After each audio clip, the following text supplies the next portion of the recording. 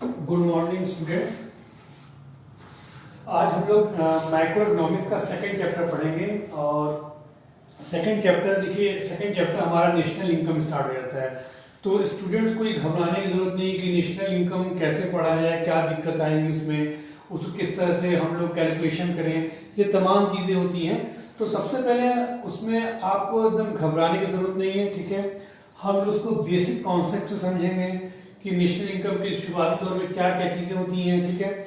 उसके एक एक स्टेप जब हम बारीकी से कोई चीज़ समझेंगे तो आसानी से समझ में आएगा, ठीक है। तो सबसे पहले स्टार्ट हम करते हैं कि जो कुछ ऐसे पॉइंट्स हैं, जो ऐसी टर्मिनोलॉजी है जो नेशनल इनकम को समझने के लिए हमें उन चीज़ों को पहले पढ़ना पड़ेगा।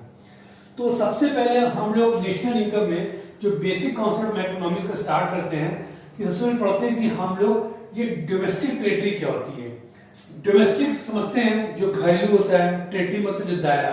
तो सबसे पहले डोमेस्टिक टेरिटरी का मतलब क्या होता है, इनसाइड मतलब अंदर, मतलब ये हमारे इंडिया का मैप है। सपोज है ये हमारा इंडिया का मैप है, एग्जांपल तौर पर मैंने बना दिया, ठीक है। जो हमारे इसके अंदर जो भी एक्टिविटी होती है वो किसमें कहलाती है, हमारी डोमेस्टिक टेरिटरी में कहलाती है, ठीक है। डोमेस्टिक टेरिटरी में क्या होता है कि डोमेस्टिक टेरिटरी वो टेरिटरी जहां पर कोई भी हमारी एक्टिविटी हो रही है, कोई भी हमारी इकोनॉमी एक्टिविटी हो रही है, जो भी हमारी प्रॉपर्टी है, ठीक है, जो हमारे विद इन कंट्री के अंदर हो रही है, वो हमारी डोमेस्टिक टेरिटरी में रहेगा। लेकिन डोमेस्टिक टेरिटरी के साथ साथ कुछ ऐसी भी एक्टिविटी होती है जो हमारे ही लोग क्या करते हैं, बाहर भी जाकर के काम करते हैं, ठीक है। तो वो भी हमारे लिए क्या होगा, डोमेस्टिक टेरिटरी में ही इंक्लूड होगा। जैसे क्या डोमेस्टिक टेरिटरी में क्या होता है, जिसको क्या बोलते हैं, पॉलिटिकल फ्रंटियर। पॉलिटिकल फ्रंटियर मतलब जो चीज हमारे इंडिया के किनारे किनारे जो है, जो पॉलिटिकल कंट्री जुड़े हुए आसपास से जो है, ठीक है, ये हमारी पॉलिटिकल फ्रंटियर कहलाएंगे, ठीक है। प्लस आउटसाइड मतलब जो एक्टिविटी हमारे बाहर हो रही है, मतलब कुछ हमारे इंडिया की कुछ ऐसी प्रॉपर्टी है जो बाहर भी काम कर रही है, ठीक है, तो वो भी हमारी क्या कहलाएंगी, डोमेस्टिक टेरिटरी में कहलाएंगी। अब एग्जांपल तो समझते हैं लोग कि मान लीजिए कि एयर इंडिया एयरवेज है, ठीक है, हमारा एरोप्लेन एयर इंडिया, ठीक है, वो अगर उड़ता है कहां पर, यूएसए ऑस्ट्रेलिया के बीच में।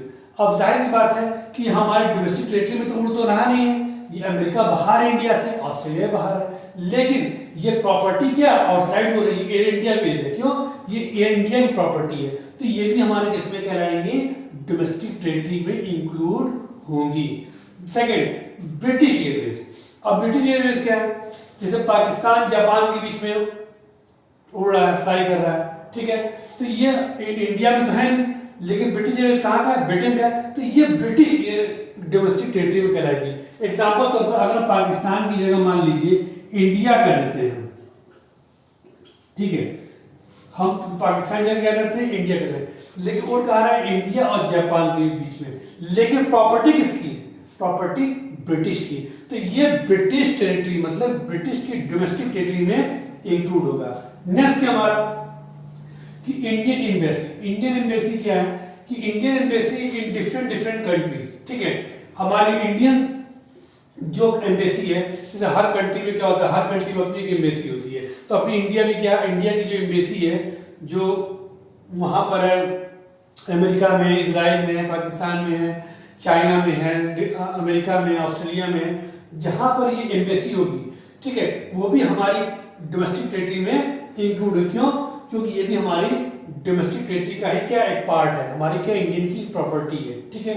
फिशिंग बोट्स, अब फिशिंग बोट मान लीजिए सपोज इंडिया में लोग काम करते हैं, तो fishing boats operated by Indian fisherman, हमारे जो मछुआरे हैं, ठीक है, हमारे क्या जो समुद्र किनारे जाके मछली पकड़ते हैं, तो वो भी क्या है, वो भी एक डोमेस्टिक टेरिटरी में इंक्लूड है। क्यों, क्योंकि इंडियन ओशन क्या है, इंडियन ओशन जो इंटरनेशनल ओशन कहलाता है, ठीक है, जैसे अरेबियन सी हो गया आपका, ठीक है, आपका बे ऑफ बंगाल हो गया, इंडियन ओशन हो गया, तो जो हमारे कंट्री के आसपास का जो समुद्री इलाका है तकरीबन 200 किलोमीटर का अप्रॉक्स मान लीजिए कि उसके दायरे के अंदर अगर आप कोई भी एक्टिविटी करते हैं, कोई भी इकोनॉमिक एक्टिविटीज करते हैं, तो वो हमारे डोमेस्टिक टेरिटरी में कहलाएगा। अब हमारे फिशरमैन यहाँ चले गए पाकिस्तान के समुद्री इलाके में, अगर कोई चीज एक्टिविटी कर रहे हैं तो हमारे डोमेस्टिक में नहीं कराएगा। तो ये करेगा कि fishing boat operated by Indian fisherman in international water of Indian ocean, Indian ocean के आसपास, ठीक है, मतलब इंडियन बॉर्डर से कम 200 किलोमीटर के दायरे के अंदर, चाहे कोई भी ओशन हो, चाहे अरेबियन ओशन हो, चाहे इंडियन ओशन हो, चाहे बे बंगाल का ओशन हो, ठीक है, वहां भी कोई भी अगर एक्टिविटी कर रहा है 200 किलोमीटर के दायरे के अंदर, तो हमारी ये क्या कहलाएंगे, डोमेस्टिक टेरिटरी के अंदर कहलाएंगी। ठीक है, अब हम लोग आगे पढ़ेंगे कि कौन कौन सी एक्टिविटी हमारी डोमेस्टिक टेरिटरी में इंक्लूड नहीं होती हैं।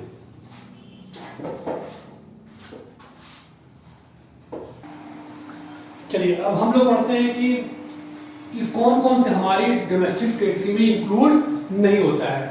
अब देखिए गौर समझिए कि domestic territory does not include in India. देखिए सबसे पहले एम्बेसी, एम्बेसी देखिए जापान एम्बेसी इंडिया, अगर जापान की एम्बेसी, जापान का अगर एम्बेसी अगर इंडिया में काम करती है, जापान की embassy India is a part of domestic of Japan, ये जापान का है, क्यों कि प्रॉपर्टी कहाँ की है, जापान की है। ठीक है, अगर जापान की एम्बेसी इंडिया और पाकिस्तान होगी तो भी जापान की एम्बेसी कहलाएगी, क्यों कि वो जो प्रॉपर्टी कहाँ की है, जापान की। ठीक है, इंटरनेशनल ऑर्गेनाइजेशंस, इंटरनेशनल ऑर्गेनाइजेशन समझ जैसे कि वर्ल्ड हेल्थ ऑर्गेनाइजेशन हो गया, वर्ल्ड ट्रेड ऑर्गेनाइजेशन हो गया, यूनाइटेड नेशन हो गया, etcetera. It comes under domestic territory where headquarter is located और सिचुएटेड। ठीक है, अगर मान लीजिए कि ये जो WHO है, जो वर्ल्ड ट्रेड ऑर्गेनाइजेशन है, जो UN है, ये वही की डोमेस्टिक टेरिटरी में कहलाएंगी जहां पर ये हेडक्वार्टर लोकेटेड होगा। एग्जांपल तौर पर सपोज जैसे हमारी WHO world health organisation Switzerland में एग्जांपल तौर समझ लीजिए, तो इसका हेडक्वार्टर स्विट्जरलैंड में है और इसके ऑफिसेज मान लीजिए कि इंडिया में है, तो लेकिन ये कहाँ कहलाएंगे, ये इसके हेडक्वार्टर कहाँ पर है, स्विट्जरलैंड में, तो ये डोमेस्टिक टेरिटरी स्विट्जरलैंड में कहलाएंगी। ठीक है, अब एग्जांपल तो कुछ हम एग्जांपल लेते हैं समझने के लिए कि कौन कौन सी एम्बेसी कहलाएगी। देखिए पहला हमारा क्या है, इंडियन कंपनी इन लंदन। अब देखिए इंडियन कंपनी है, ठीक है, ये कहाँ पर काम कर रही है, ये आपके लंदन में, ठीक है, तो ये हमारे डोमेस्टिक टेरिटरी में इंक्लूड नहीं होगा। अब पूछे क्यों, कि सर ये तो इंडिया की ही कंपनी है, ठीक है, इंडिया की प्रॉपर्टी है। हाँ, इंडिया की प्रॉपर्टी है, लेकिन उसका इकोनॉमिक इंटरेस्ट कहाँ पर है, लंदन में है। कहाँ पर है, लंदन में है। उसका इकोनॉमिक जो इंटरेस्ट है लंदन में है, इंडिया की कंपनी जरूर, लेकिन इकोनॉमिक इंटरेस्ट कहाँ पर, लंदन में, तो हमारे डोमेस्टिक टेरिटरी में इंक्लूड नहीं होगा। माइक्रोसॉफ्ट ऑफिस इन इंडिया, अब देखिए ये माइक्रोसॉफ्ट ऑफिस क्या है, ये हमारे इंडिया डोमेस्टिक टेरिटरी में कहलाएंगी। क्यों कहलाएंगी, क्योंकि हमारी इंडिया में एक्टिविटी कर रही है।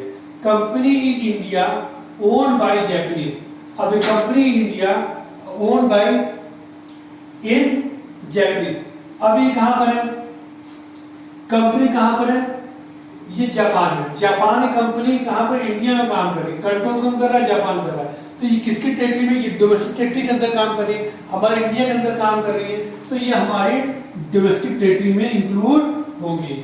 Office of Reliance industry in New York, अब क्या है, office of industry Reliance in New York, ये भी हमारी क्या है, ये हमारी डोमेस्टिक टेरिटरी में इंक्लूड नहीं है। क्यों, तो जैसे ऑफिस, जैसे इंडियन कंपनी लंदन में थी, उसी तरह रिलायंस का ऑफिस कहां पर काम कर रही है, ये न्यूयॉर्क में कर रही है, तो उनका इकोनॉमिक इंटरेस्ट कहां पर है, न्यूयॉर्क में, तो हमारे डोमेस्टिक टेरिटरी के अंदर तो है नहीं, तो ये वहां पर कहलाएंगी।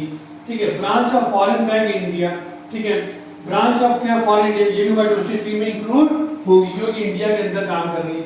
इंडियन एम्बेसी इन जापान, ये इंडिया की एम्बेसी है, एम्बेसी हमने बताया जो प्रॉपर्टी हमारी अदर कंट्री में काम करती है, तो उसी कंट्री की डोमेस्टिक टेरिटरी कहलाएगी। तो अगर इंडियन एम्बेसी कहाँ पर, जापान में, तो ये प्रॉपर्टी कहाँ की है, ये इंडिया की प्रॉपर्टी है, तो डोमेस्टिक टेरिटरी में इंक्लूड होगी। Branch of SBI in China, अब ये क्या कर रही है, ब्रांच ऑफ इन चाइना मतलब क्या है कि ये चाइना में काम कर रही है, हमारे इंडिया के अंदर तो है नहीं, तो ये हमारे डोमेस्टिक टेरिटरी में इंक्लूड नहीं होगी।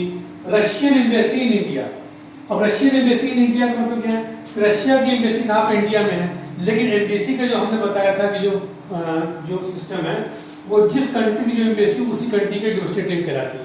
तो रशिया की जो एम्बेसी इंडिया के अंदर काम कर रही है, ठीक है, लेकिन प्रॉपर्टी कहाँ की है, रशिया की है, तो ये रशियन एम्बेसी कहाँ कहलाएंगी, ये रशियन के डोमेस्टिक टेरिटरी में इंक्लूड होंगी। तो ये भी नहीं हमारा है, ठीक है। Tata rented its building to Google in America. अब देखिए टाटा की जो बिल्डिंग है वो कहां पर है, रेंटेड है, कहां पर, अमेरिका में। तो अमेरिका के अंदर काम कर रही है, टाटा की बिल्डिंग वहां पर है, ठीक है, उनका इकोनॉमिक पैसा वहीं पर दे रही है, तो इसका मतलब ये भी हमारे डोमेस्टिक टेरिटरी में इंक्लूड नहीं होगा, ठीक है। तो ओवरऑल अभी समझ लीजिए जो हमारी पॉलिटिकल फ्रंटियर के अंदर जो चीज हमारी एक्टिविटीज करती हैं, ठीक है, वही हमारे डोमेस्टिक टेरिटरी में कहलाती हैं। ये कॉन्सेप्ट समझ लीजिएगा, ठीक है। अब हम आगे पढ़ेंगे कि नॉर्मल रेसिडेंट क्या होता है।